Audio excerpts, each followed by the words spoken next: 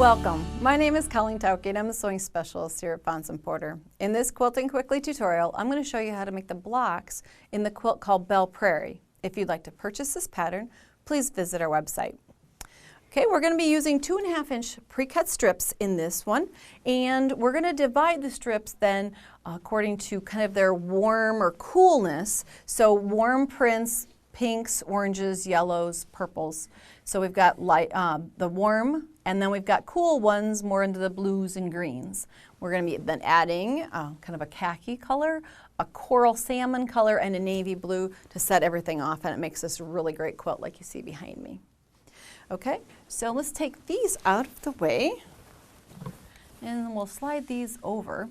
What we're going to be doing is working on the basic block that goes in this quilt. You'll see it here in front of me. This is the cool version, and then the warm version is using the pinks, oranges, and yellows. But let's walk our way through the construction of this block. It's a little bit different than you normally would make a quilt block. It's a little bit reminiscent almost of a jelly roll race if you've made one of those. And if not, you're in for a treat. You'll find out about them. From your blocks, you're going to be cutting, or from your strips, you're going to be cutting rectangles that are going to be used at the top and bottom. If you look here, the navy is in the corner of each of these blocks, and there's a bar in between. So we're going to be making these and then setting them aside. So we're taking rectangles, and each of those rectangles we're going to be adding a blue square to the end of each of those. And you're going to go according to your pattern and tell you how many of those bars to make, and you're going to set those aside.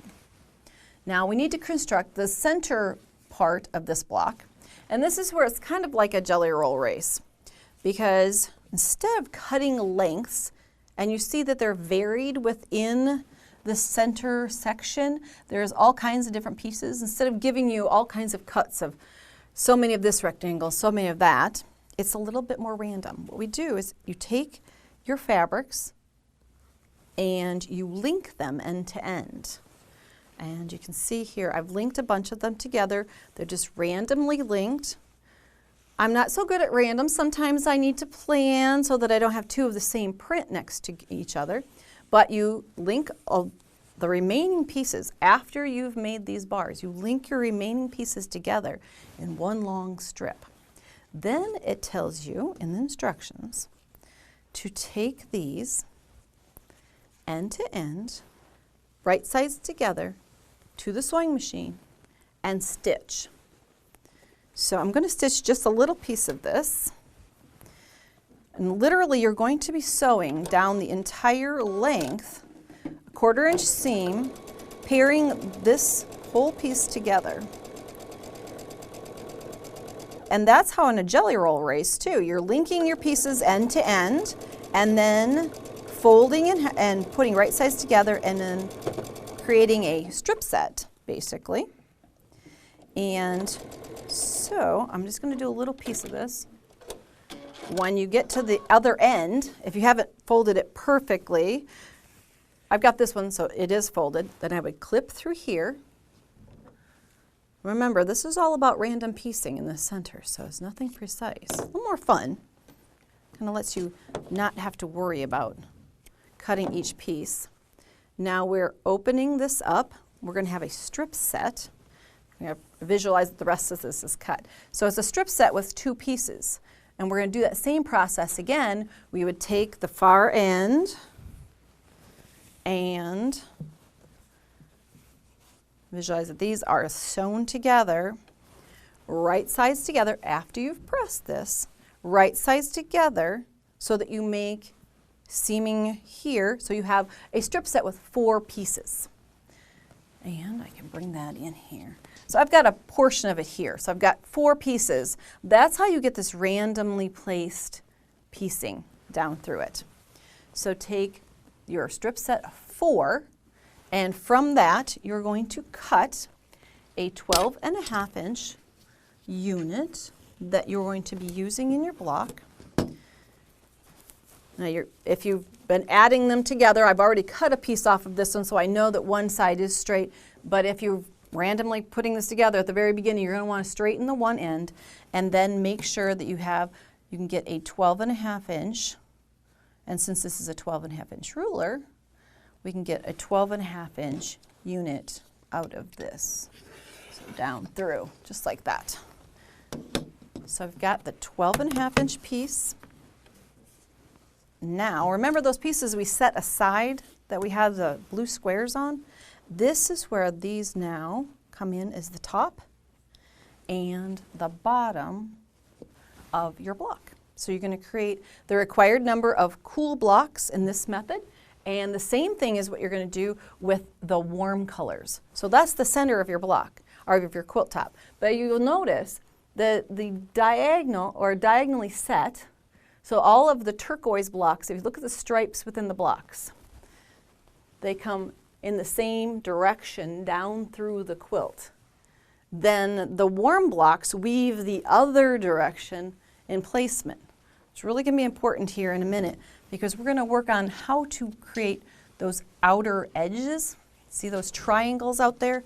We need to create ones that have the proper weave to them so that you get that kind of unity throughout the entire quilt.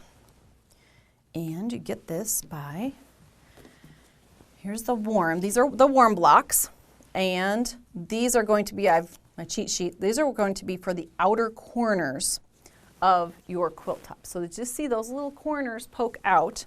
What you're going to do is you're going to cut them, this block, diagonally corner to corner and create your outside edges. So cut just a portion here. And I marked it with a pen so that you could see. You wouldn't have to mark this ahead of time unless you're just trying to make sure you're actually doing it correctly before you go cutting into it. You don't want to make a block and then have to waste it. So I'm going to cut it diagonally in both directions. And that is going to create all four corners. Now, there goes one. I didn't get quite on the line there. It's a little hard to see from the angle I'm standing, but you understand the concept. And then, because those are going to be bias edges on the outside corners of your quilt, it's not quite the outside of your corner yet. There is a floating kind of taupe color outer border there. I'm going to position these just like you see them in the quilt. So they're going to be turned like this so that you notice, see how the weave is going in this all one stripe, one direction, just like the quilt behind me. So these are the corners. And then the only unit we have left is the outside 2 blocks on each side, 2 blocks top and bottom. And those are created in 2 different ways. Remember, we're trying to get that weave to be uniform throughout. So I've got 2 blocks here. And you will notice, if I line them up, that they are marked in opposite directions. That's how you get the position, the weave to be, or the stripe to be in the right position for this quilt. So you're going to be cutting 2 of them in this direction and 2 in the opposite direction. Believe me, if you cut one wrong, you'll know that you've done it wrong as soon as you put it up with the quilt. So make sure you follow the guidelines and the directions in the pattern. They will make sure that you cut in the proper direction and how many to cut. That is Belle Prairie. If you'd like to see more of our Quilting Quickly videos, please visit our website. Thanks for joining me.